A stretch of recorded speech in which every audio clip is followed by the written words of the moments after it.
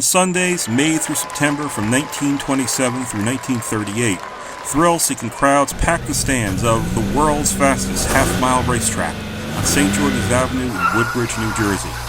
Wilbur Bain, the Speedway developer, built the track. Ralph A. Hankinson of Woodcliff Lake served as the general manager, and Joe Heller as its promoter. The races were conducted under the rules and sanctions of the Garden State Auto Racing Association.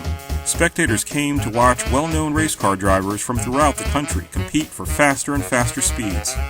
During its years of operation, the Speedway was considered a proving ground for the early drivers of one-seated cars with supercharged engines.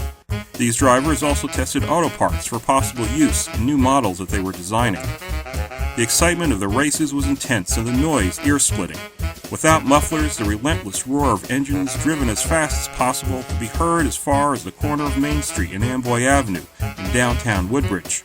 At first, the track was constructed of wooden boards, an important feature of this era between 1910 and the early 1930s, a time often described as the golden age of American car racing. A board track was composed of thousands of wooden planks set on edge with steeply banking turns. The turns on the Woodbridge track were banked 38 degrees.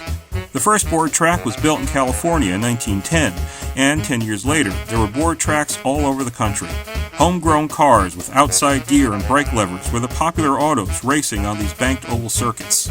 This type of track, however, was difficult and expensive to maintain.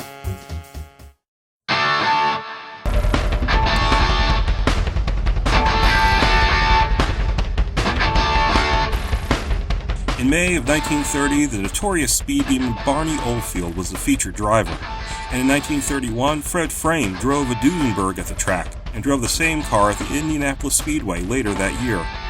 Such cars as the Fronty Special, Vance Special, Miller Majestic Special, Mickey Mouse Special, and the T. Lynn Ambler tore around the track in the best of times.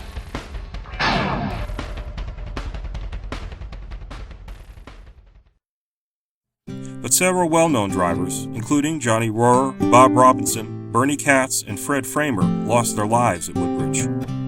On July 27, 1930, Bob Robinson had just triumphed in 2 races before his tragic death. He and Rick Decker from Staten Island, New York, were vying for first place when Decker's car blew a front tire, forcing Robinson up against the outer guardrail, which then collapsed. Still in his car, Robinson was thrown over the stands, hitting a tree outside the track. Some years later, another account of Robinson's accident was released. It stated that Decker was suddenly stung by a bee, which caused him to swerve into Robinson, who hit the frail old wooden guardrail circling the track. After the accident, the management installed a strong steel cable around the perimeter.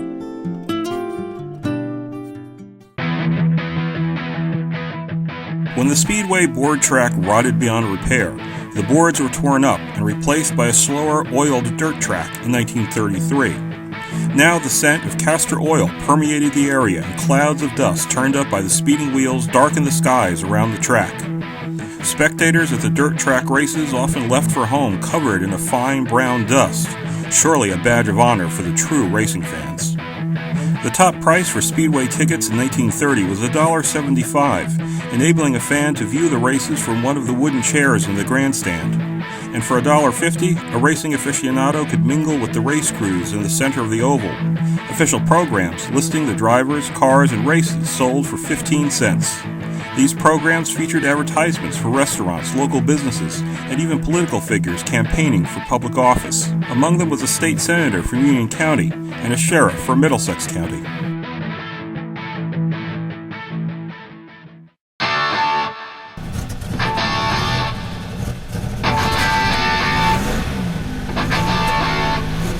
The Woodbridge Speedway attracted many big-name drivers, such as Freddie Frame, the 1932 champion of the Indianapolis 500.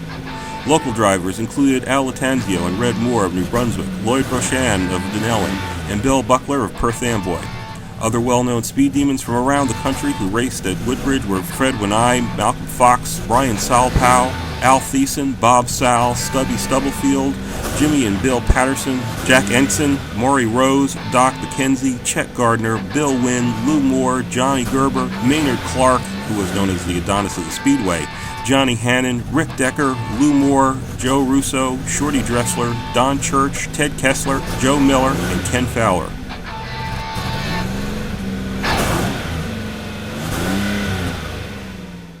So popular were the Woodbridge races that the Pennsylvania Railroad ran special trains during the later years of the Speedway's operations. Trains left from Penn Station at 34th Street in New York City, with stops in Newark and Elizabeth, and from the Hudson Terminal. Spectators were led off at Edgar Station in the Edgar Hill section of Woodbridge, which was within walking distance of the rear of the grandstand. The special round-trip fare from Penn Station was $1.05 and 90 cents from the Hudson Terminal. And for those lucky enough to own automobiles during these years of the Great Depression, a road map circulated at the time proclaimed, quote, "By auto, all roads lead to Woodbridge Speedway." And remember, this announcement came years before the New Jersey Turnpike and the Garden State Parkway actually converged at Woodbridge. The late Robert J. McEwen, local historian, author, and collector of vintage Woodbridge photographs, remembered sitting on the roof of his childhood home on Freeman Street near the track as a 13-year-old to watch races.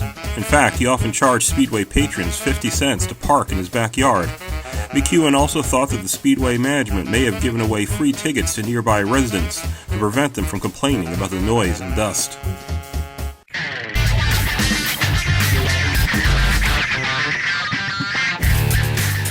Headlines on the sports page of the Woodbridge Leader for Friday, June 16, 1933 announced, quote, "Crack drivers expected at Woodbridge Speedway next Sunday afternoon.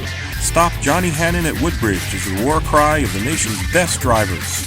Hannon, the Conshohocken, Pennsylvania boy, had won a race at Woodbridge a few weeks earlier before a crowd of 4,000 speed fans. And adding to the excitement of that day was a cameo appearance by the former heavyweight boxing champion of the world, Jack Dempsey, a.k.a. the Manasseh Mauler, who waved the green starting flag. Hannon proceeded to win that 25-mile final in 27 minutes and 15 seconds. Another heavyweight boxing champion and actor, Max Baer, was billed as an upcoming attraction at the track later that year. A car and driver were assigned a starting position based on a point system, which involved the number of races, position at finish, fastest lap time, and other factors. Each crew pushed its car into position and waited, hoping that they were ready to go. Then a track official probably announced, "Gentlemen, start your engines," which meant that the mechanic had to spin the hand crank. If all drivers held their position for a pace lap, they would all be off to a flying start when the green flag came down. And a tow truck always stood ready at trackside.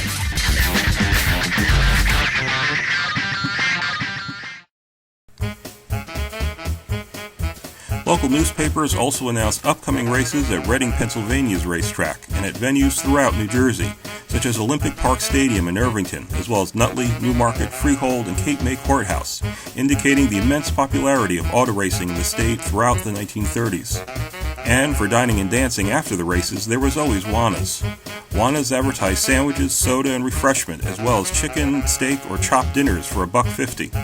But it's possibly that Juana's Mammoth Girly Review drew the most customers, especially since there was no cover charge at any time.